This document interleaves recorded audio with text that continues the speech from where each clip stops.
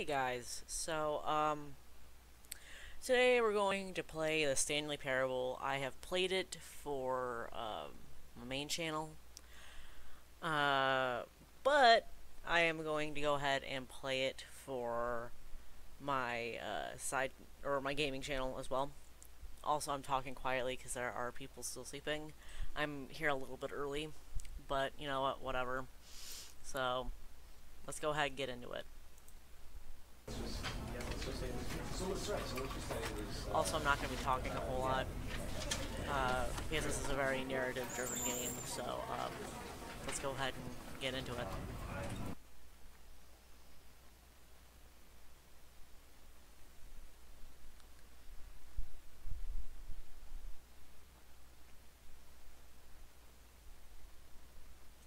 This is the story of a man named Stanley.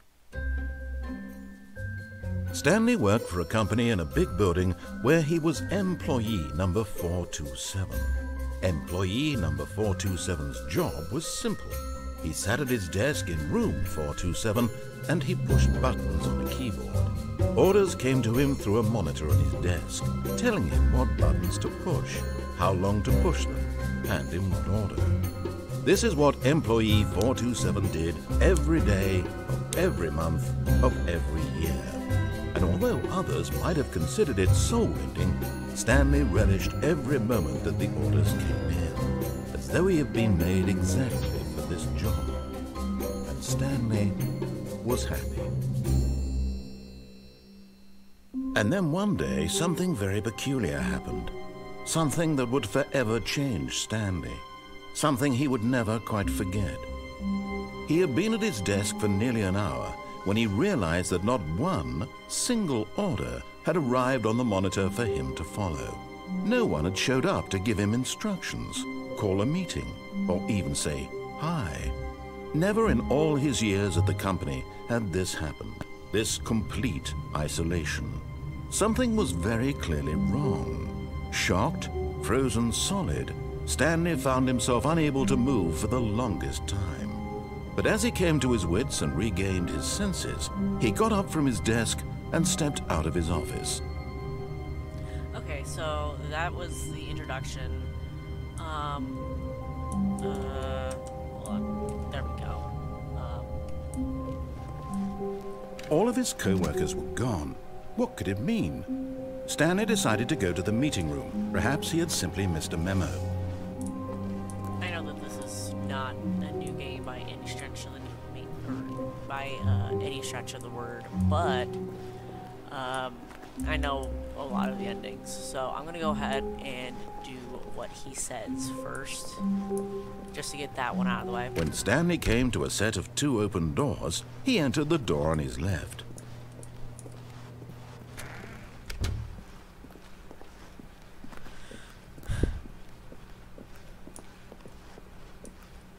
Yet there was not a single person here either.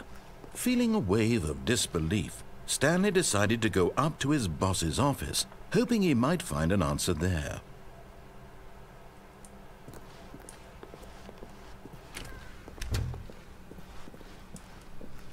Coming to a staircase, Stanley walked upstairs to his boss's office.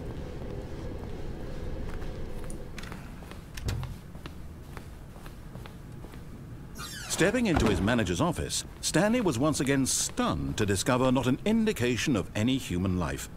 Shocked, unraveled, Stanley wondered in disbelief who orchestrated this, what dark secret was being held from him.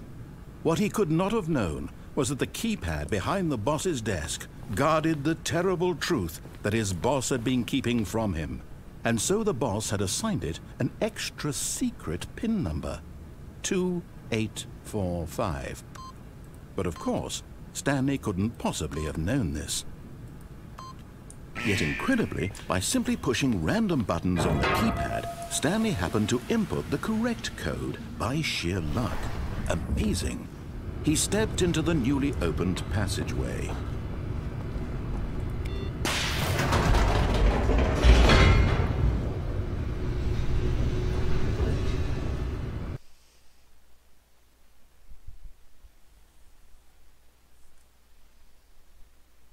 Descending deeper into the building, Stanley realized he felt a bit peculiar. It was a stirring of emotion in his chest, as though he felt more free to think for himself, to question the nature of his job. Why did he feel this now, when for years it had never occurred to him? This question would not go unanswered for long. Stanley walked straight ahead through the large door that read Mind Control Facility.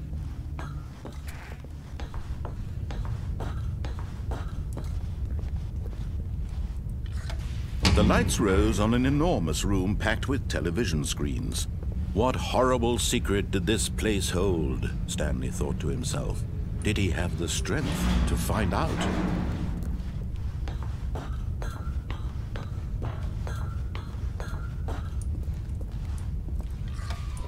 Now the monitors jumped to life, their true nature revealed.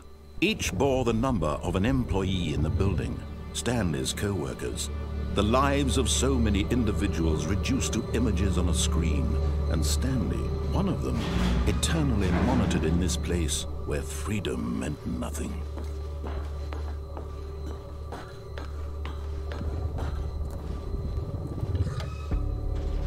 This mind control facility, it was too horrible to believe. It couldn't be true. Had Stanley really been under someone's control all this time? Was this the only reason he was happy with his boring job? That his emotions had been manipulated to accept it blindly?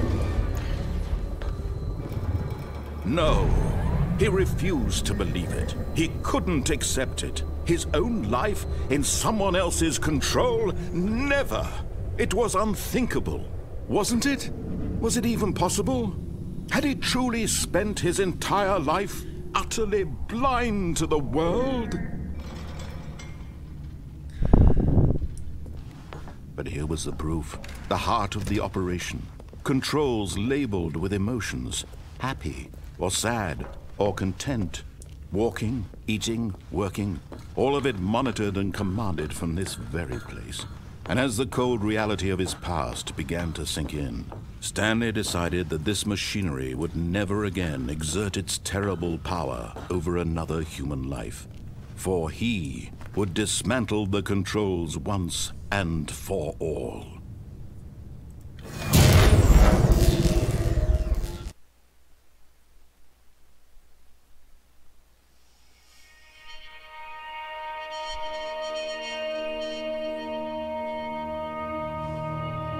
Blackness and a rising chill of uncertainty. Was it over?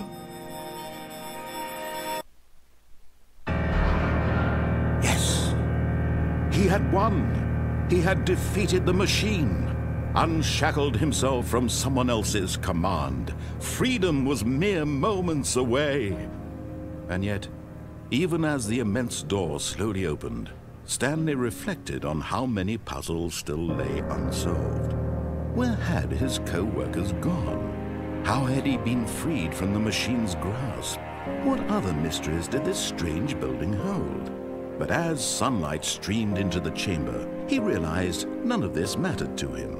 For it was not knowledge or even power that he had been seeking, but happiness. Perhaps his goal had not been to understand, but to let go. No longer would anyone tell him where to go, what to do, or how to feel. Whatever life he lives, it will be his. And that was all he needed to know. It was perhaps the only thing worth knowing. Stanley stepped through the open door.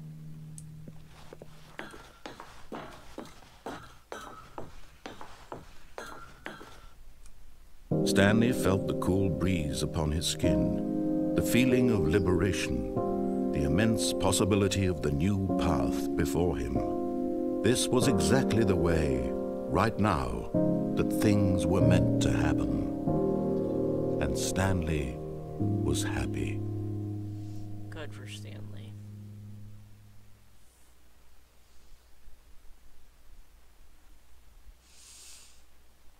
Also, this is actually not going to be a very long stream because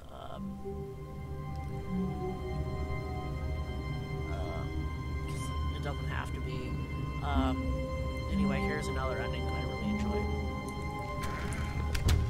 But Stanley simply couldn't handle the pressure. What if he had to make a decision? What if a crucial outcome fell under his responsibility? He had never been trained for that. No. This couldn't go any way except badly. The thing to do now, Stanley thought to himself, is to wait. Nothing will hurt me. Nothing will break me. In here I can be happy forever. I will be happy. Stanley waited. Hours passed, then days. Had years gone by? He no longer had the ability to tell. But the one thing he knew for sure, beyond any doubt, was that if he waited long enough, the answers would come. Eventually, someday, they would arrive. Soon, very soon now, this will end. He will be spoken to. He will be told what to do. Now it's just a little bit closer. Now it's even closer. Here it comes.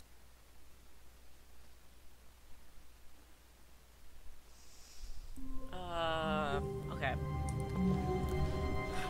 Even now, Stanley's office was a distant memory. What did it look like?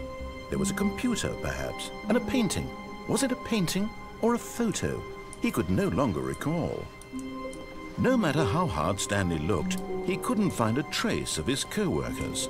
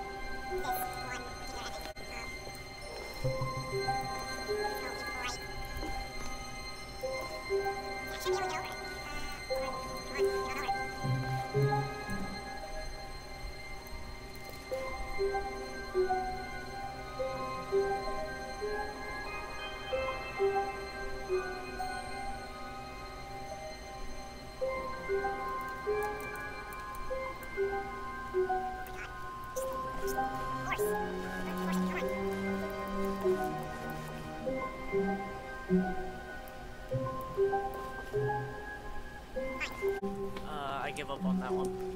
Anyway.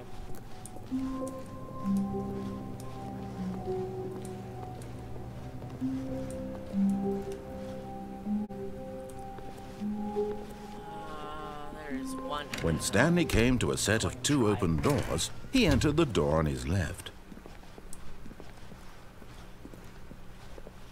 We've all heard this before. Yet there was not a single person here either. Feeling a wave of disbelief, Stanley decided to go up to his boss's office. Coming to a staircase, Stanley walked upstairs to his boss's office.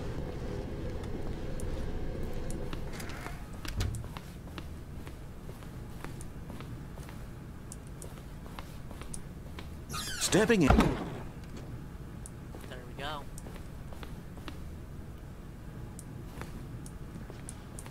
It's going to be eerily quiet for a little while.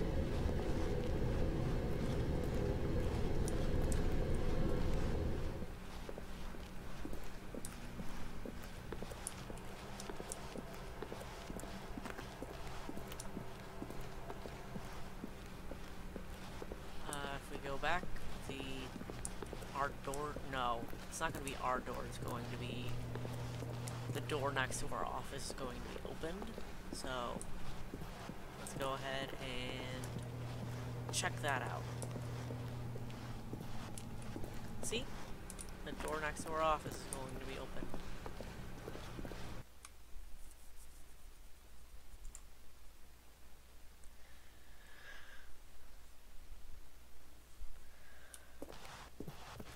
You are now leaving.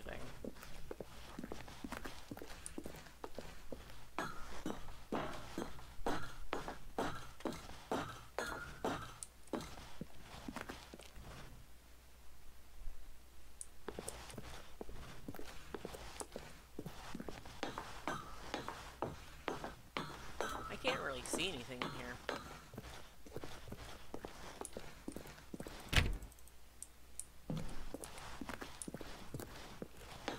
Yeah, it's dark as all heck. I'm just going to assume that this is the way I go.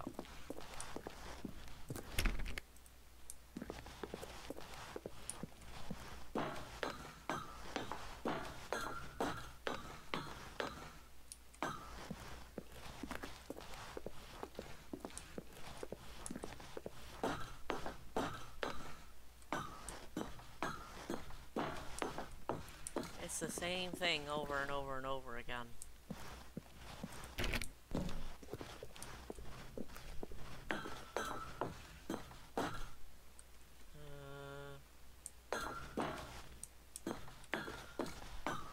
Here we go. Oh, that's new. This is the same. This is new.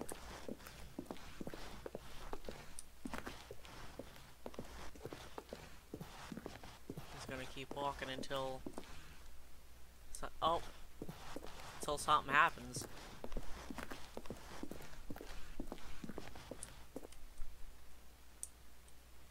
I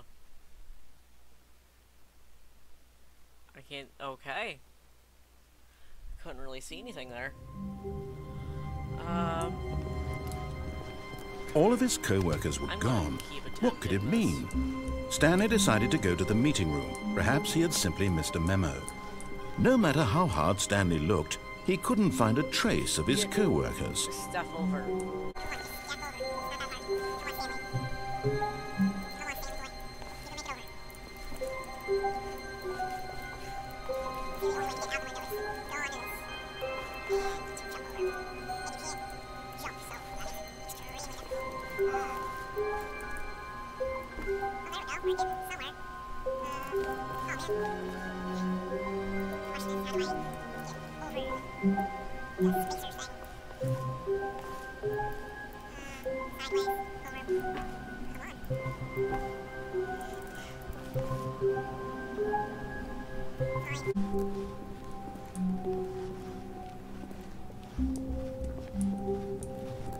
This time we're going to do things that he asks us to not do. So he says left, we go When right. Stanley came to a set of two open... This was not the correct way to the meeting room, and Stanley knew it perfectly well. Perhaps he wanted to stop by the employee lounge first, just to admire it. Yeah, Yes, truly a room worth admiring. It had really been worth the detour after all, just to spend a few moments here in this immaculate, beautifully constructed room. Stanley simply stood here, drinking it all in. Yep. Okay. But eager to get back to business, Stanley took the first open door on his left. Stanley was so bad at following directions, it's incredible he wasn't fired years ago. Okay, so what do I want to do? Do I want to just jump down and dive? Do I want to go onto that thing or go there? Look, Stanley, I think perhaps we've gotten off on the wrong foot here. I'm not your enemy, really, I'm not. I realize that investing your trust in someone else can be difficult, but the fact is that the story has been about nothing but you all this time. There's someone you've been neglecting, Stanley. Someone you've forgotten about. Please, stop trying to make every decision by yourself. Now, I'm not asking for me, I'm asking for her. Who is her? This is it, Stanley. Your chance to redeem yourself. To put your work aside, to let her back into your life. She's been waiting. That's her, Stanley. You need to be the one to do this, to reach out to her. If you can truly place your faith in another, then pick up the phone. As Stanley picked up the phone, a white light engulfed him, filling him not just with radiance, but with hope. Hope for a life reunited one... Wait. Oh, goodness. Stanley, did you just unplug the phone? No, that wasn't supposed to be a choice. How did you do that? You actually chose incorrectly? I didn't even know that was possible. Let me double check. No, it It's definitely here, clear as day. Stanley picks up the phone. He's taken to his apartment where he finds his wife, and the two pledge themselves to one another. Music comes in, fade to white, roll credits. Not picking up the phone is actually somehow an incorrect course of action. How is that even possible? None of these decisions were supposed to mean anything. I don't understand. How on earth are you making meaningful choices? What did you... Wait a second. Did I just see... No, that's not possible. I can't believe it. How had I not noticed it sooner? You're not Stanley. No. You're a real person. Yeah. I can't believe I was so mistaken. This is why you've been able to make correct and incorrect choices. And to think I've been letting you run around in this game for so long. If you'd made any more wrong choices, you might have negated it entirely. It's as though you completely ignored even the most basic safety protocol for real-world decision-making. Or did you not grasp the severity of the situation? Well, I won't have that kind of risk on my watch. I'm going to stop the game for a moment so we can educate you properly on safe decision-making in the real world. Please observe this helpful instructional video. Okay. Choice. It's the best part of being a real person. But if used incorrectly, can also be the most dangerous. For example, in this scenario, a hypothetical real person named Stephen has a choice. He could spend years helping improve the quality of life for citizens of impoverished third world nations. Or he could systematically set fire to every orphan living in a 30-kilometer radius of his house. Which choice would you make? Remember that unlike here, the real world makes sense, and at no time should you make a choice that does not conform to rational logic. If you find yourself speaking with a person who does not make sense, in all likelihood, that person is not real. Allow the person to finish their thought, then provide an excuse why you cannot continue talking. Turn to a partner and practice saying, "My goodness, is it 4:30? I'm supposed to be having a back sack and crack." What's a back sack and crack? What's a... Excellent. Making choices on a regular basis is the best part to a healthy decision-making process. Most medical professionals recommend making at least 8 choices per day. Do you make more than 8? Less? And finally, if you begin to wonder if your choices are actually meaningful and whether you'll ever make a significant contribution to the world, just remember that in the vast infiniteness of space, your thoughts and problems are materially insignificant, and the feeling should subside. At this time, your instructor will guide you in an exercise to test and reinforce the material covered in this video. Welcome back. You may have noticed that this room has begun to deteriorate as a result of narrative contradiction. But not to worry. Now that you're properly informed on good decision-making, we're going to revisit a choice you made just a few minutes ago and see what the correct thing to do would have been. This way, please.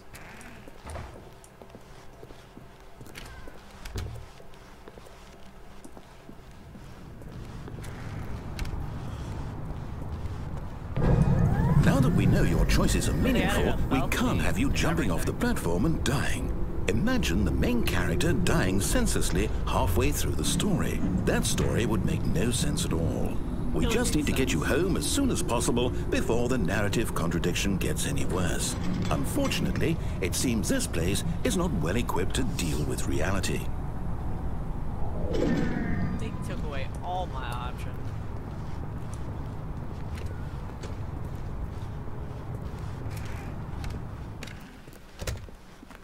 I'm just gonna keep going until you tell me to stop. Almost there. You'll take the door on the left, back to the correct ending, the story will have resolution once again, and you'll be home free in the real world. You sure about that? Now remember, all you need to do is behave exactly as Stanley would. That means choosing responsibly and always putting the story first. I'm quite sure you'll be up to the task. Just follow my lead and you'll be fine. All right. When Stanley came to a set of 2 open doors, he entered the door on his left. Okay. No! Why did you do that? Quickly, hurry back in the other direction. Perhaps we're not too late.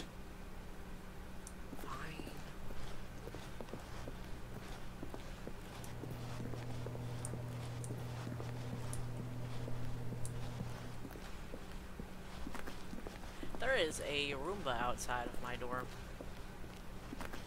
Oh, it's ruined.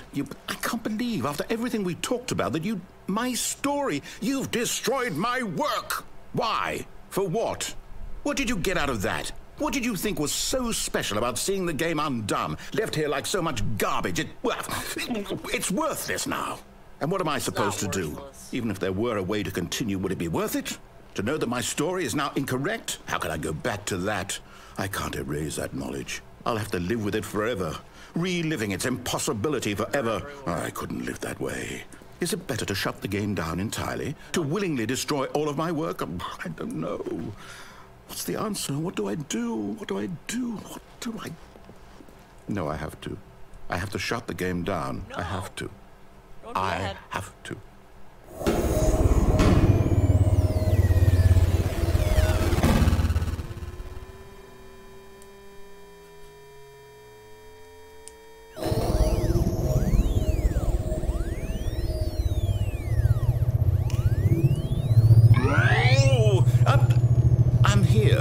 I'm still here in this pile of rubbish, with you, What's that, who thought you were so clever.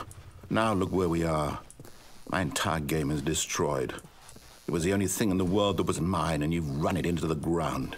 What, did you think that would be funny? You just had to see?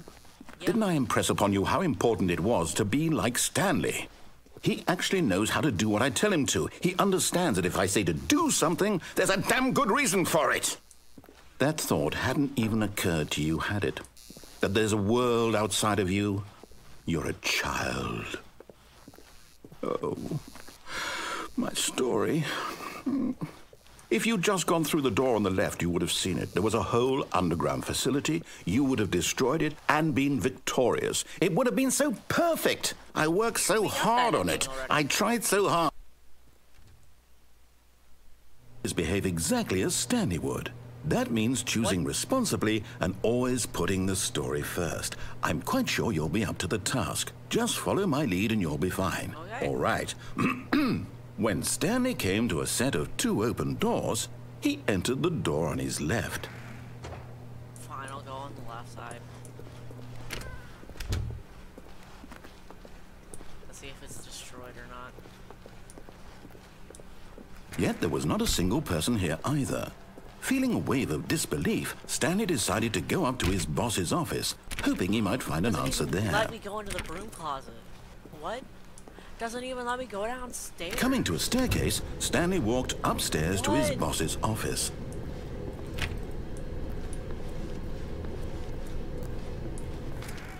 This is the Nighthawk ending. It's the Nighthawk ending, guys. Stepping inside his manager's office, Stanley was once again stunned to discover not an indication of any human life. Shocked, unraveled, Stanley wondered in disbelief who orchestrated this, until he saw the door with a voice receiver next to it. Surely behind this door lay all the answers to his questions. And beyond all probability, he knew the passcode. He had seen it on his boss's computer just last week. Night Shark 115. Was this the code to open the door? Would it still work? There was only one way to find out. Stanley had been trained never to speak up, but now he would draw from within himself the courage to face the unknown. He drew a sharp breath and then spoke the code. Nighthawk, whatever.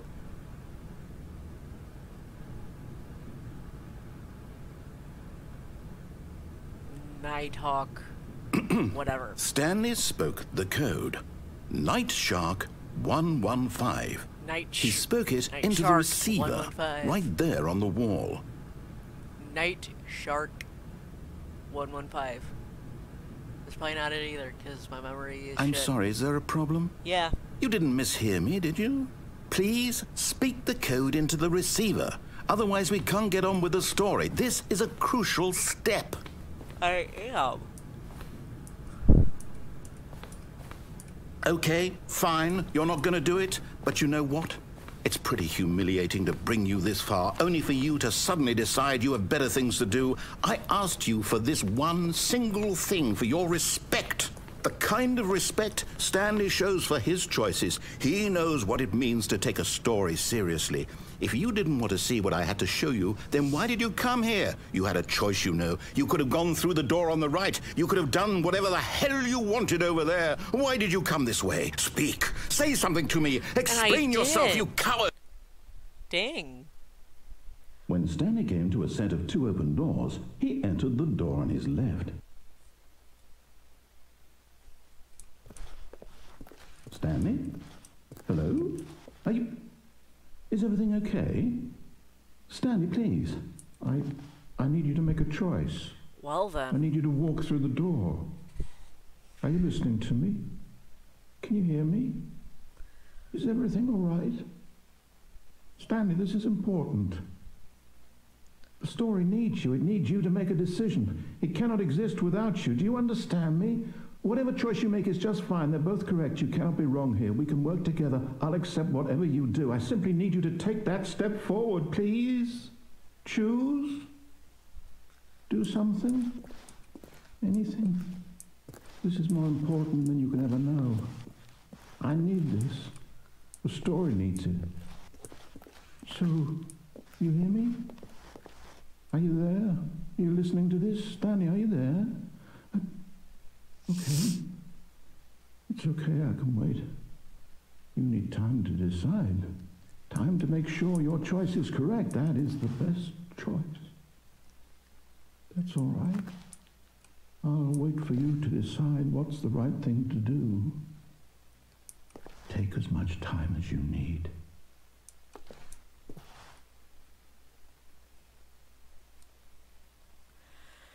Okay, well, I think that is all the time I have. Is that the saying? Whatever. This is the end of the Stanley Parable. I'm probably going to play some more tomorrow.